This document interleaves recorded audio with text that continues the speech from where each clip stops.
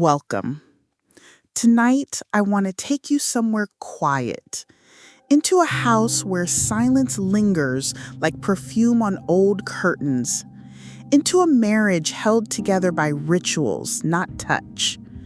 This is a story about choices we don't speak aloud, about loneliness that wears a wedding ring, and about the quiet, aching bravery it takes to return to yourself. If you're new here, I invite you to subscribe to the channel for more stories that walk the slow edges of the human heart.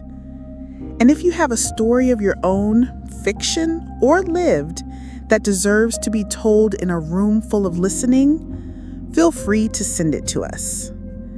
Now, settle in, let the light dim, and listen closely. This is The Woman in the Window Light. The house on Hillcrest Lane had grown unnervingly silent since autumn set in. Even the wood floors, once lively with hurried steps and domestic echoes, seemed reluctant to breathe beneath Lena's bare feet. Silence had a sound. A thick, syrupy stillness that clung to her skin as she walked from the kitchen to the narrow hallway, mug in hand, cold coffee inside. Ethan was still asleep. He had taken to waking late, especially on weekends, days that used to be marked by shared pancakes and half-hearted laughter. Now, his dreams stretched longer than his conversations, and when he did speak, his eyes remained oddly distant, as if focusing on a version of her that existed only in his mind. Lena stood by the window, watching the world outside unfold in patterns she no longer felt part of. The neighbor's golden retriever barked. A mother dragged a toddler toward a minivan. Leaves flickered past in slow, unhurried spirals. Everything was the same, except it wasn't. The first time Ethan mentioned it, he didn't look her in the eye. "It's just a thought," he'd said. "A fantasy, like role play, but not exactly." She remembered sitting across from him on their creaky living room couch. The cushions had long lost their resilience, like her. His voice had been low, almost calm, matter of fact. You wouldn't have to do anything you didn't want to. At the time, Lena didn't answer. She just blinked slowly, like a deer who had not yet realized the danger wasn't theoretical. But the idea lingered. It seeped into the corners of their conversations like smoke under a door. Ethan didn't push, not directly. He simply began leaving his laptop open a little longer, browser tabs barely hidden. He sent her articles, think pieces about empowerment and agency. A few weeks later, he jokingly brought up a documentary about high-end escorts. "It's not like you'd be on the street," he said, half laughing. "There are platforms, boundaries, safety." Lena laughed too, but her laugh had splinters in it. In truth, something inside her had been unraveling for months, maybe years. She didn't remember when she stopped looking at herself in mirrors for longer than a few seconds, or when the warmth of Ethan's touch started to feel like obligation.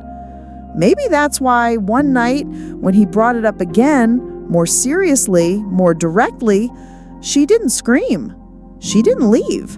She didn't even cry. She just nodded. "I'll think about it." And so she did. Every night after he fell asleep and she lay awake, eyes fixed on the shadow patterns above their bed, she imagined what it would feel like to pretend, to disassociate, to give her body without her heart, without herself. Would it destroy her? Or had that destruction already begun in subtler ways? Ethan was still asleep when she walked into the bedroom and sat on the edge of the bed. She looked at him, really looked at him, and tried to remember the boyish man she'd once loved. The way he used to sing to her while brushing his teeth. The way his voice used to crack when he got too excited about things. But that boy was gone. What remained was a man who saw her as a canvas for his hunger. Outside, the wind pressed against the window panes like a question she didn't know how to answer. And inside her, a part of Lena was already packing its bags. She didn't know yet that this was the beginning of the end. She only knew that something had shifted. Something had cracked. And it would never seal the same again. The message was short, cold, free of hesitation. Tuesday, 8 p.m., Hotel Solstice. Ask for room 217. It came from a man she didn't know, sent via a private app Ethan had helped her install, a platform curated, discreet, high-end, as he liked to call it. There were no names, no profiles, just protocols, safety steps, agreements typed in terse digital lines. Lena stared at the screen, thumb trembling above the reply button, but it was too late to tremble. She had already said yes. Ethan sat across from her at the kitchen island that evening, chewing on overcooked pasta, scrolling through his phone like any husband might on a normal Tuesday. But nothing was normal anymore. Not the way he smiled to himself when he thought she wasn't looking. Not the silence that stretched too long, too comfortably between them. She had asked him once, weeks ago, if he would be jealous. He only shook his head. "I won't be there," he said, "but I'll know. That's enough for me." What did that mean? That her pain, her surrender, was part of the pleasure? Lena sat in bed later, wrapped in her robe, knees drawn to her chest. The room smelled faintly of lavender and the dying scent of summer. Her phone screen still glowed. The words hadn't changed. Tuesday, 8 p.m., Hotel Solstice, room 217. She read it again, then powered off the phone. Tuesday came too fast. The city wore a dull gray that day, the kind of weather that blurred edges and softened sound. Lena left work early, telling no one, offering no excuse. The taxi ride was quiet, the driver glancing only once at her in the rearview mirror before deciding she was not someone who wanted to be spoken to. Hotel Solstice rose like a forgotten promise in the middle of an unremarkable block. Not glamorous, not sleazy, just clean. Clean and forgettable. The lobby hummed with the low murmur of televisions and too much carpet. She didn't look at anyone as she stepped through the glass doors, just moved like someone on a mission, clutching her bag tighter than she needed to. At the desk, the receptionist didn't blink at her name, handed her a keycard, room 217. Everything was already paid for. When the elevator doors slid shut, Lena looked at her reflection in the mirrored wall. The one who stared back wasn't quite a stranger, but she wasn't Lena either. Her lipstick was too dark. Her blouse, a gift from Ethan, cut lower than she usually dared. There was something vacant about her eyes. Not sadness, not fear, just vacancy, like a house stripped of furniture, waiting to be sold. She hesitated before the door to 217. The hallway smelled of lemon cleaner and stale breath. Her fingers gripped the keycard until her knuckles whitened. "You can still walk away," a voice whispered. "You can take the elevator back down, step into the street, and breathe again." But when she slid the card and heard the soft click, it wasn't that voice that moved her. It was the silence that followed it. The room was warm, dim. The blinds were already drawn. A man stood by the window, back turned. Mid-40s, maybe, tall, clean-shaven, with hair going soft at the temples. He didn't speak when she entered, just turned, slowly, and offered the briefest of nods. No smile, no greeting, just recognition. They both knew why they were here.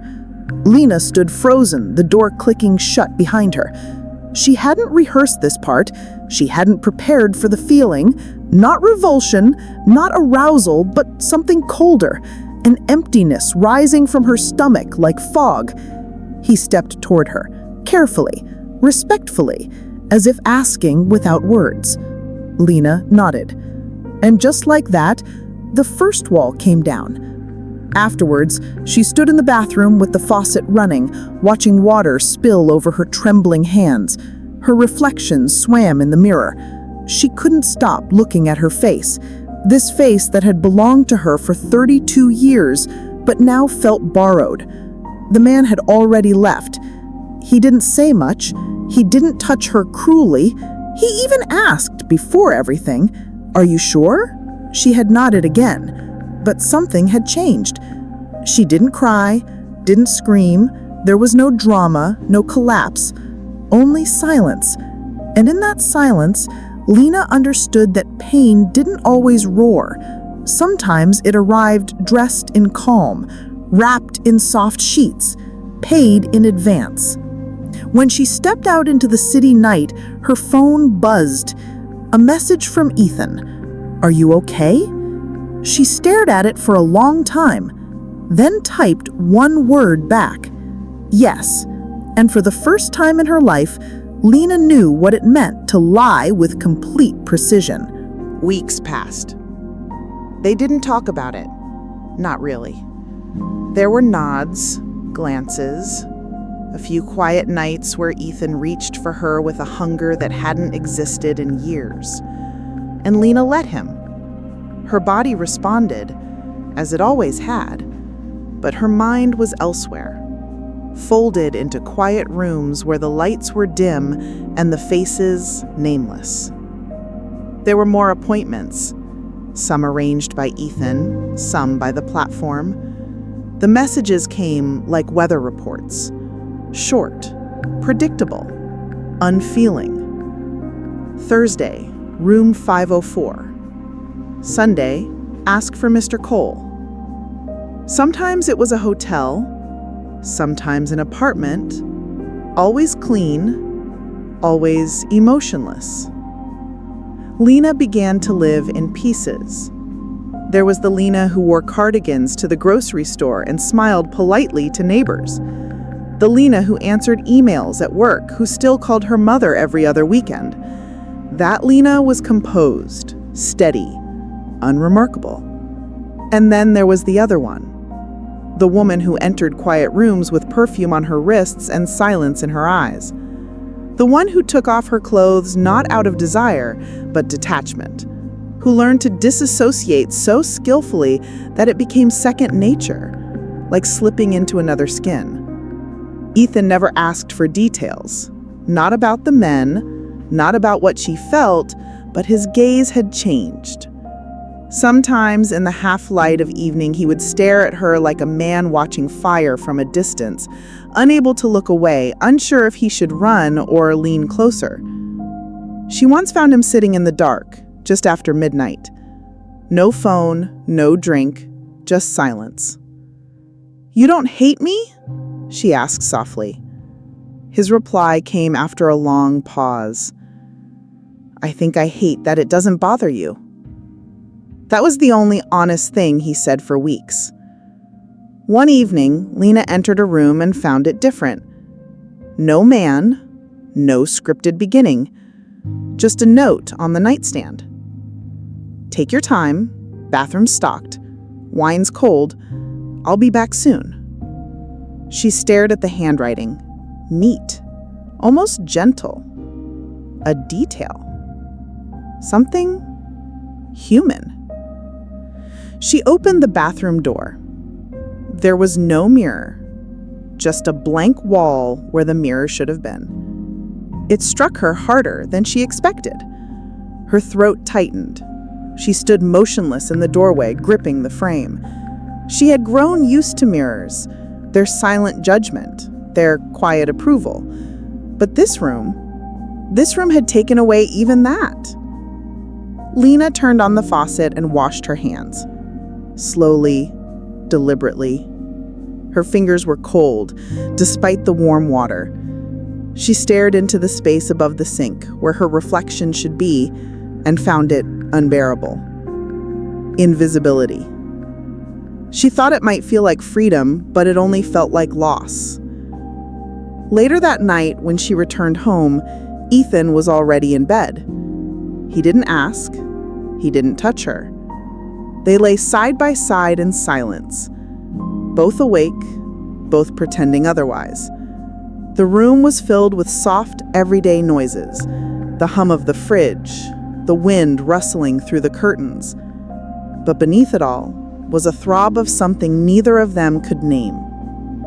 Lena turned her head, looked at his profile in the dimness. "Why did you want this?" she asked, finally. Ethan's voice was a whisper. "Because I thought it would fix something." "And did it?" He didn't answer. She rolled onto her back, eyes tracing the cracks in the ceiling, cracks they never bothered to paint over, cracks that grew each season like veins on old skin. In that moment, she didn't feel anger, or betrayal, or even grief. Only a kind of quiet grieflessness, a numbed, aching absence. The kind that follows after all the crying is done. The kind that settles when love has gone to sleep for good. It was a Tuesday in mid-November when Lena met him. The weather had turned, brittle and sharp, the way Oregon falls always did near the river.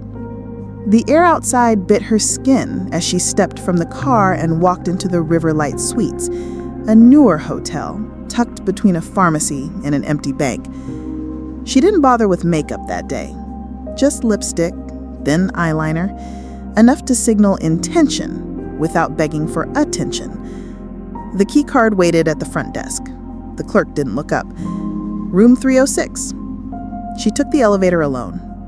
When the doors opened, she half expected the same pattern: closed curtains, turned back sheets, silence. But this room had light. Curtains drawn open to the golden haze of the late afternoon, warm sunlight spilled across the carpet like a broken yoke. The bed was untouched, and he was already there, standing by the window, back turned, arms folded, waiting. There was something about his stillness that made her pause. He turned slowly when she closed the door. He wasn't what she expected. Maybe mid-40s like the others.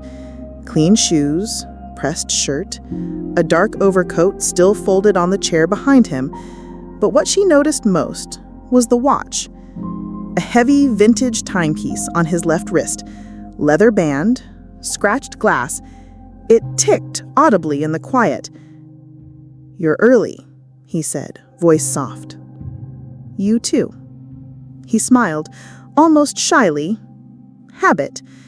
They stood a few feet apart, both unsure who was meant to speak next. Lena felt her skin tighten, her throat dry. He gestured toward the armchair near the window. "Would you sit with me first?" She blinked. First? This wasn't part of the routine. Still, she nodded, took the chair. The cushion sighed under her weight. He sat across from her, knees close, eyes kind but searching. "He won't touch you unless you ask me to." Lena didn't respond. "I just wanted to talk first, if that's all right." She hesitated. "Why?" He looked down at his hands, then back at her. "Because you look like someone who hasn't been asked anything in a long time." The words hit like wind against glass, not loud, just unexpected.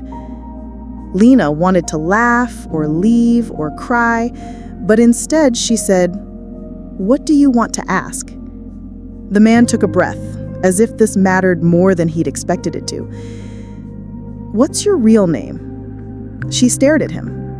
She had used pseudonyms: Ava, Claire, Isla, never Lena, never real. "I don't give real names." "Fair." He smiled again, but this time with something else behind it. Regret? He glanced down at his watch. It ticked audibly between them. "My name's Daniel, if that matters." She said nothing. He continued, "I come here once a month. Not always with someone, sometimes just for the room. To be somewhere, I'm not expected to answer emails." Lena tilted her head. "Then why me today?" Daniel's gaze didn't shift. "Because when they showed me your profile, what little there was, I had a feeling you were still inside your skin." Her breath caught. "What does that mean?" "It means you haven't gone all the way numb. Not yet." The room felt suddenly smaller, the air heavier. Lena looked away, out the window. The light had started to soften.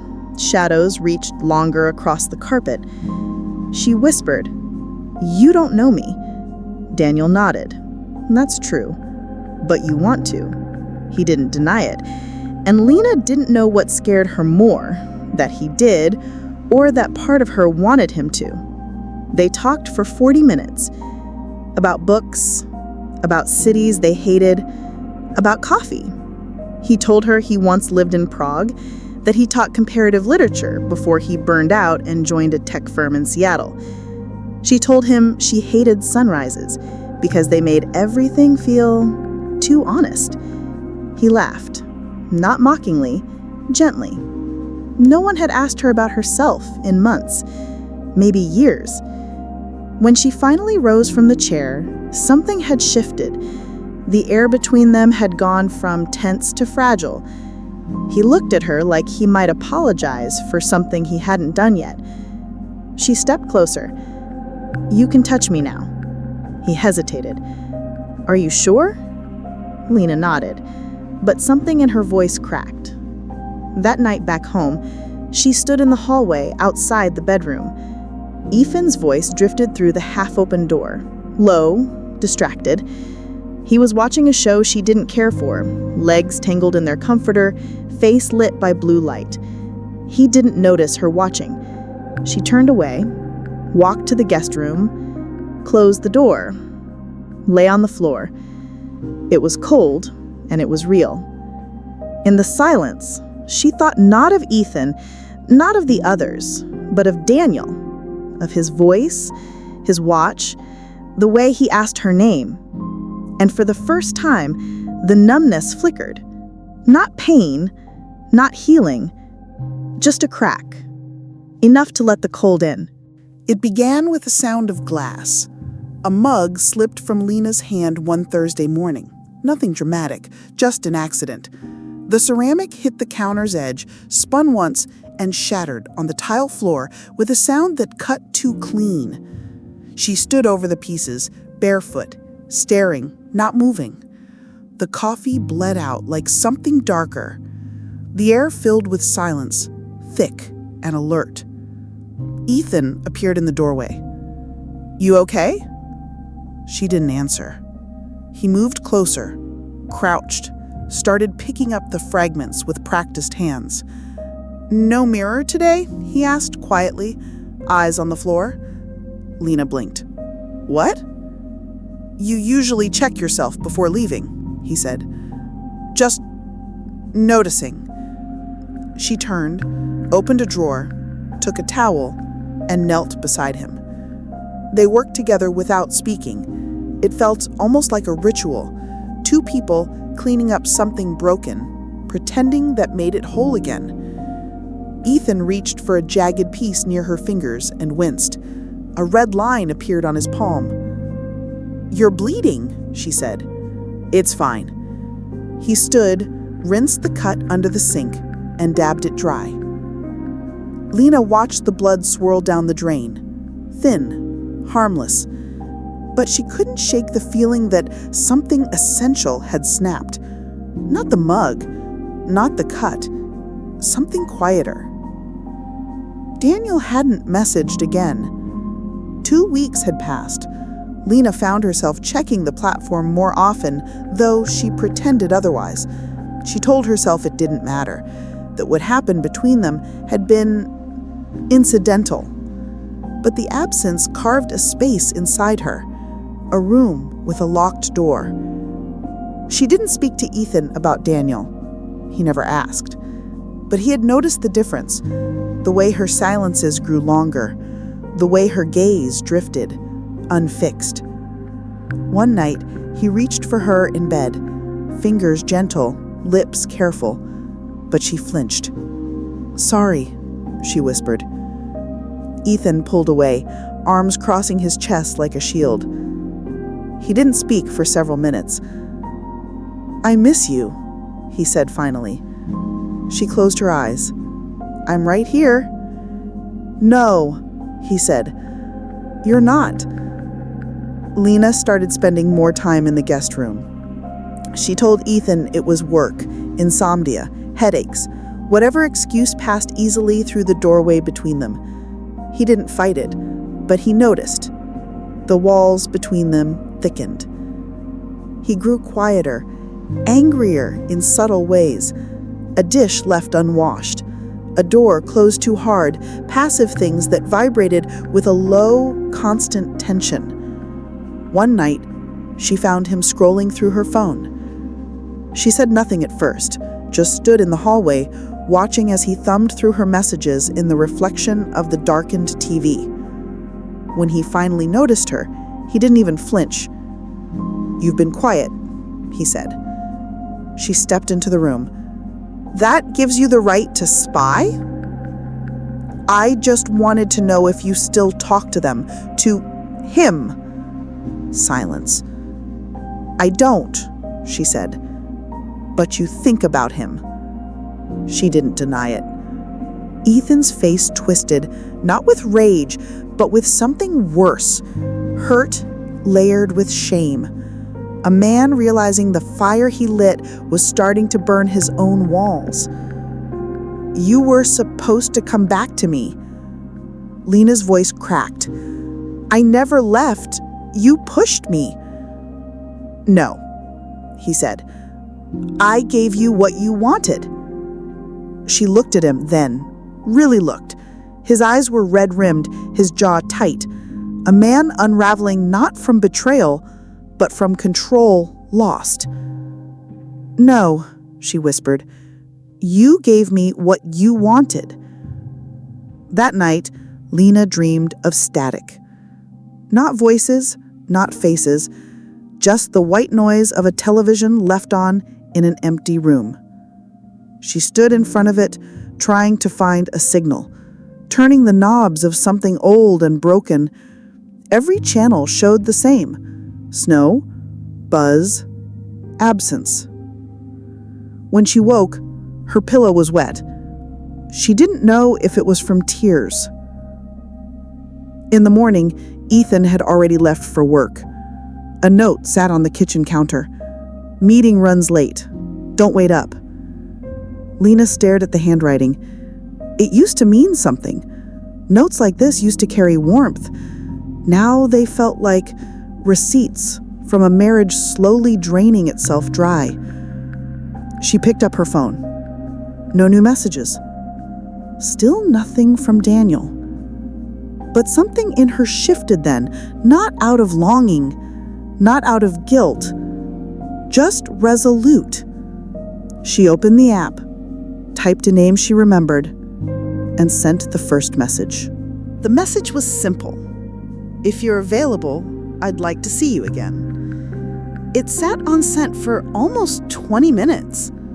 Lena stared at the screen, thumb hovering, rereading each word as though the act of reading could somehow prepare her for what followed. She wasn't sure why she chose Daniel.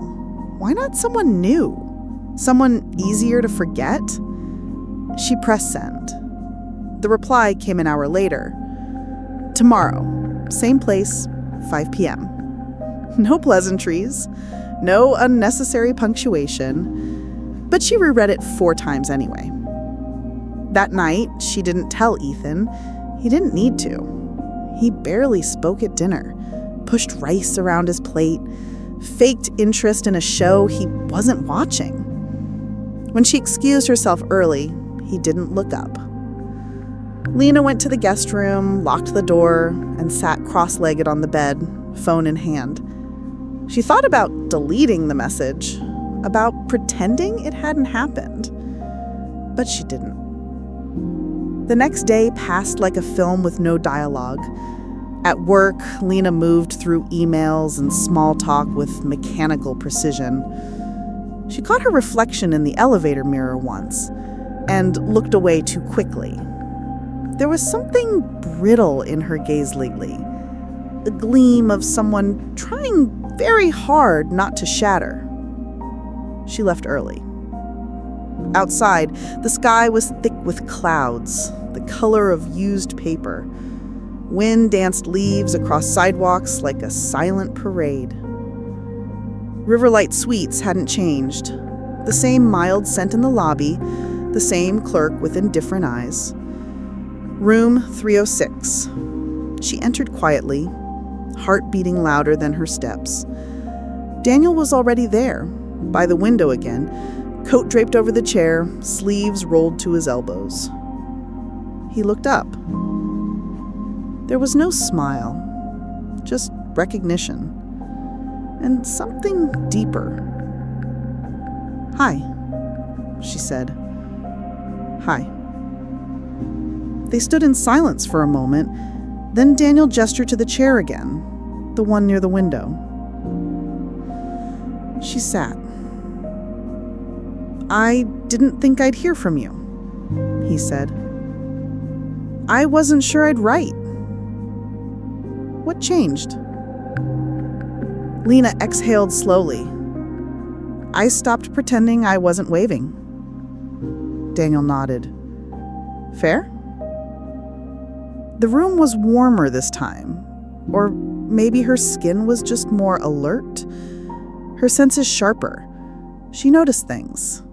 The chipped corner of the side table, the way his watch ticked slightly off beat, the scuff marks on his shoes. "I thought about you," she said, voice quieter than she meant. "I thought about you too." Another silence, but this one didn't hurt. Daniel leaned forward, elbows on knees. "Do you want to talk today or not talk?" Lena looked out the window. The street below was muted, cars moving like tired thoughts. "I don't know what I want," she admitted. "That's all right." He didn't reach for her, didn't lean in, didn't assume. He just waited. And something inside Lena softened. They didn't touch that day. Not skin to skin. But they shared stories, real ones, not half-truths curated for clients or spouses, but things that mattered.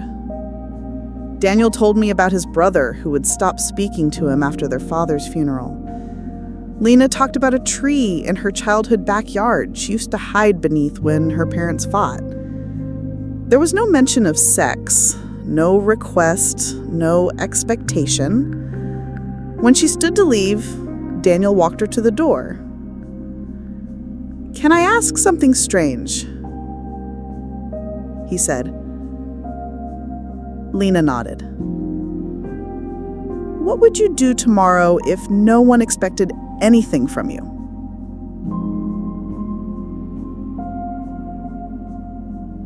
"I think I would sit in the park and watch strangers pass," she whispered. Daniel smiled. "That's not strange at all." She hesitated at the door, fingers on the handle. "Why are you kind to me?" He looked at her gently. Because you look like someone who forgot what kindness feels like. On the drive home, Lena didn't play music.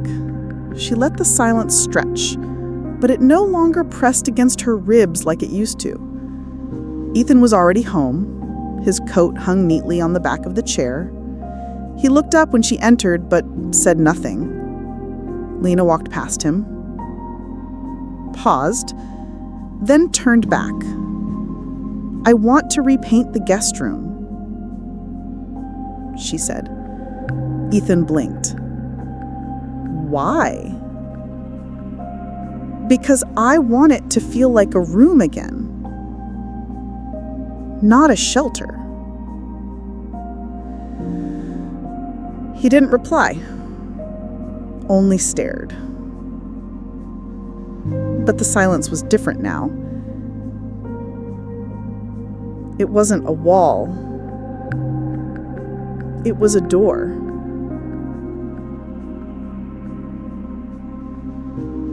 And somewhere inside Lena, she felt a click.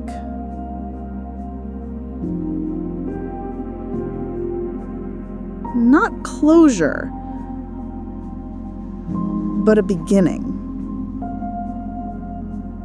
of something she couldn't name yet. The old pipes in the house began to groan again. It was subtle at first, an occasional rattle in the walls during showers, a low hum behind the kitchen sink. Ethan noticed it before Lena did.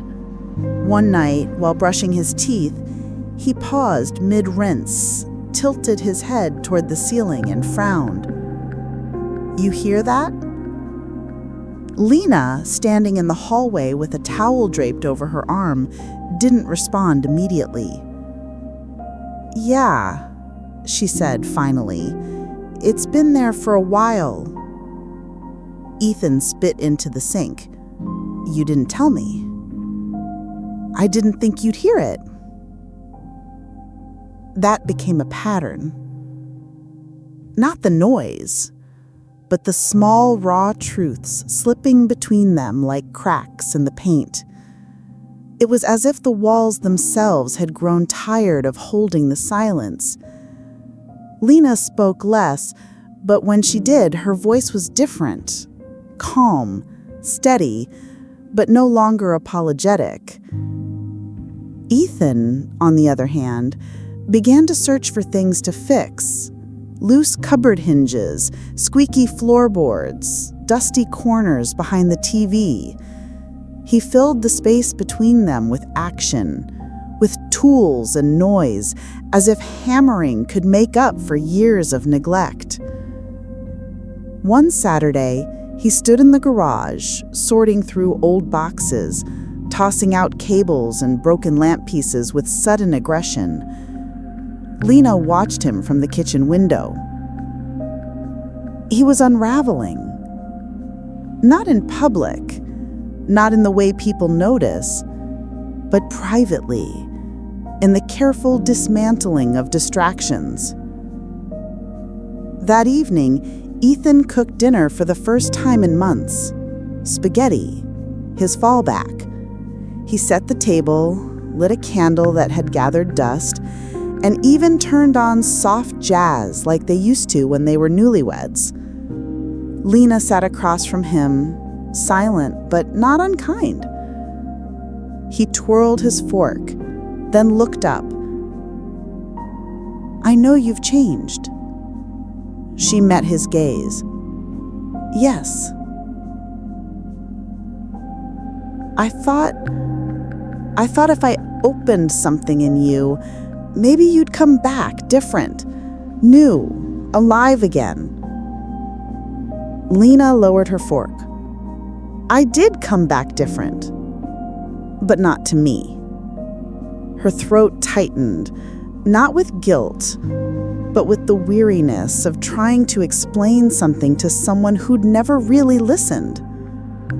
"You asked me to become something else, and when I did, you realized you missed what I was." Ethan leaned back, shoulders heavy. I didn't think it would cost me you. You never asked what it would cost me. Silence sat down at the table between them. But this time, it was not passive. It was listening. Later that night, Lena returned to the guest room. But instead of lying down, she began cleaning. She opened the closet, pulled out old photo albums, donation boxes, dusty scarves. She wiped the desk, folded the sheets. She opened the window and let in the cold air. The room smelled of wood and old paper. She sat at the edge of the bed and stared at the blank wall across from her, the one she had thought about painting. For the first time, she imagined what color she would use. A soft blue, the color of morning sky, not quite awake. The next morning, she found Ethan standing in the doorway watching her. "You're not coming back to our room, are you?" She didn't answer. He nodded as if she had. "Is there someone else?" he asked, not bitter, just small. "There was," she said. He didn't ask who. He didn't need to. "But it's not about him," she added. "It never was." Ethan's eyes glistened. "Then what is it about?" Lena looked at him, the man she had once chosen, the man she had followed into a future that shrank year by year. "It's about hearing myself again." He closed his eyes. When he opened them, he looked older, not in years, but in the weight of knowing something was truly over. "Will you leave?" "I don't know yet." "Will you stay?" "I don't know that either." That night, the pipes in the house were quiet, for the first time in weeks. But in the stillness, Ethan sat alone at the edge of their bed listening, not to the walls, but to the absence that now had a name. Not betrayal, not revenge, just truth spoken too late. The first thing she moved was the lamp. It had stood for years in the far corner of the guest room, neglected, crooked, giving off a dull amber light she never liked. Lena unplugged it, carried it out to the hallway, and leaned it against the wall. Not to discard, not yet, but to say, not here anymore. Then the desk. She dragged it under the window where morning would touch it first. Her arms strained, her palms burned a little, but the ache felt honest. She opened the window halfway, let the chill seep in.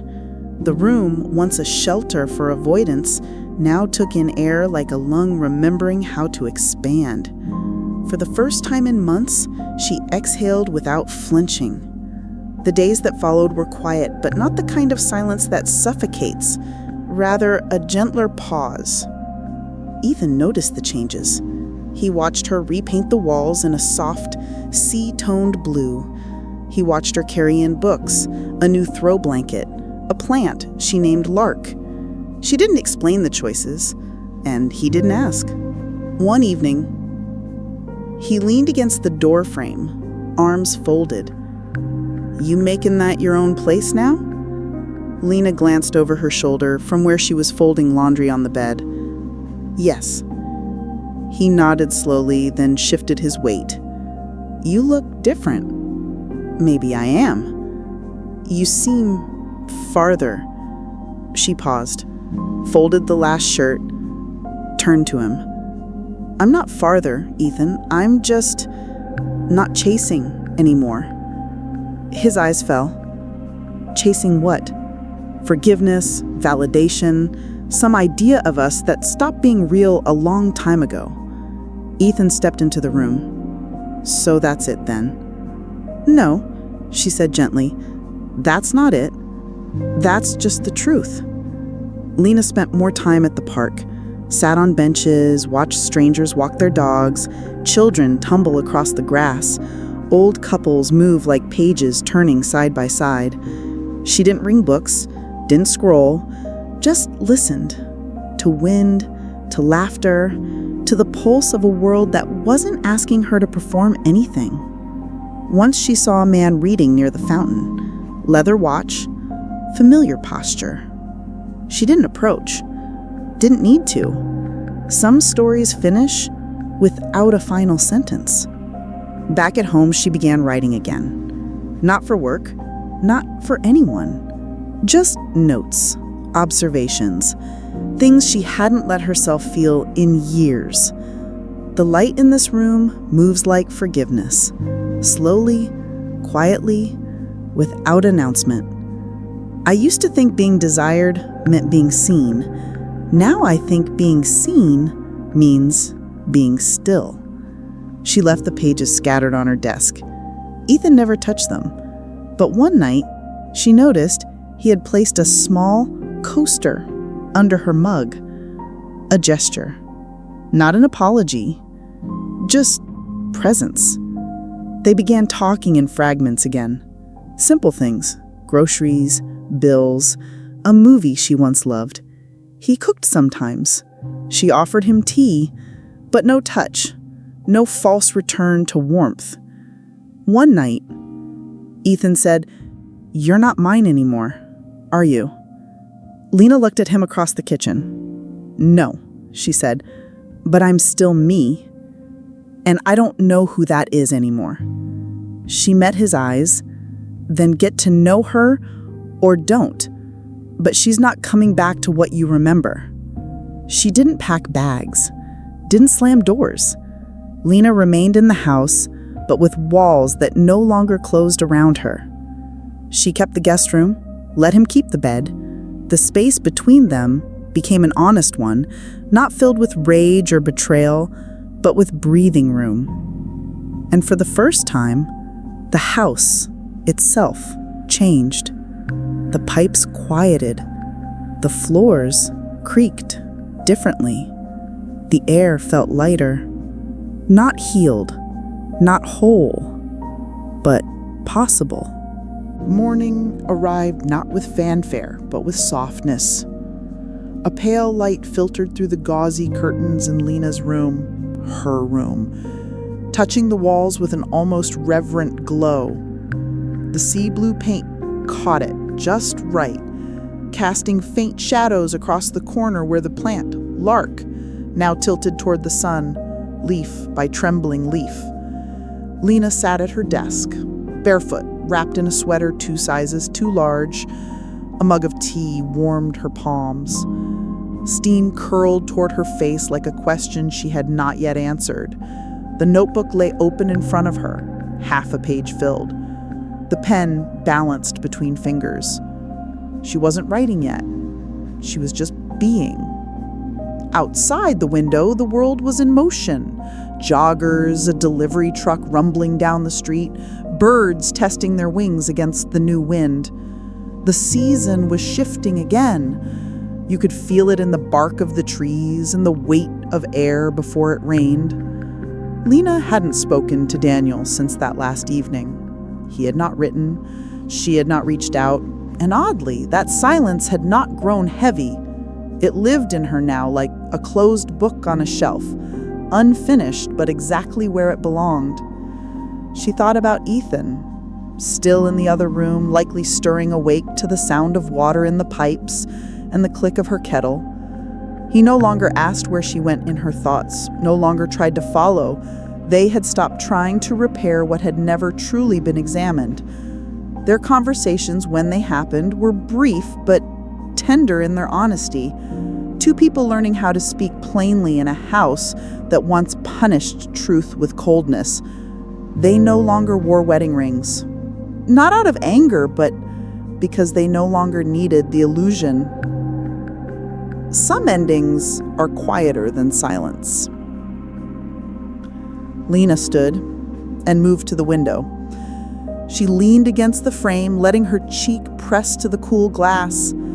Below, a boy passed on a bicycle with red handlebars. A woman walked her dog, her breath visible in the morning air. Someone laughed faintly across the street. No one looked up. She liked that. She liked being unseen, not because she was hiding, but because she was finally at peace with the self behind her eyes. She thought about the beginning, about the woman she had been, obedient, watchful, shaped by the gaze of someone else's want. She thought about the hotel rooms, about Daniel's voice, about her own silence, about the moment Ethan had said, "You were supposed to come back to me," and how her whole body had answered, "But I wasn't meant to disappear in the first place." The tea cooled. Lena returned to her desk. She picked up the pen, wrote 3 words at the top of a clean page. "I am here." Not a confession, not a resolution, just presence. Full, unapologetic, real. Outside, the wind picked up, curtains fluttered, light spilled across her bare feet. And the house, long stifled with memories that bruised, breathed again. Not with certainty, but with freedom. And for Lena, that was enough. That was more than enough. You've just heard the story of Lena Monroe. Not a hero, not a victim, just a woman who stopped whispering and started breathing. Some endings arrive without thunder, just a teacup cooling on a desk, a morning that feels a little less heavy. If this story found a quiet part of you, consider subscribing for more. And if you have your own untold story, a scar you carry, a choice you've lived with, or just a silence you'd like someone to walk into, you're welcome to share it with us. Until next time, take care of your breath and of the rooms you build inside yourself.